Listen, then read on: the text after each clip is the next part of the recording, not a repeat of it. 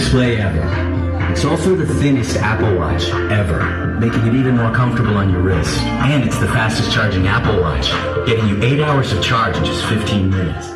Introducing the all-new Apple Watch Series 10, now available for the first time.